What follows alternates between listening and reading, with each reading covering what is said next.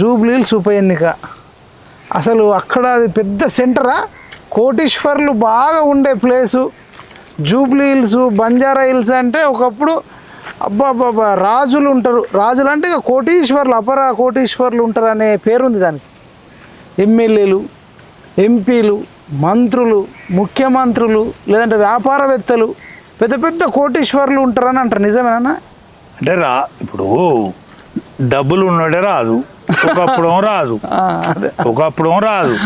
ఆ రాజుకు కూడా అన్ని ధన కనక వస్తు వాహనాలు అన్ని ఉండేది.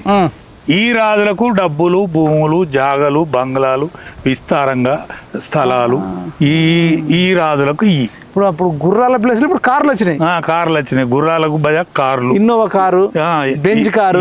అప్పుడు ఏనుగలు యుద్ధానికి పోయేది, ఏనుగులు, యుద్ధాలకు ఏనుగలు పోయేది. అవును. కానీ ఇవి రథాలకు పోయేది. ఆ రథం ఏమైంది అంటే ఇప్పుడు కారు అయింది.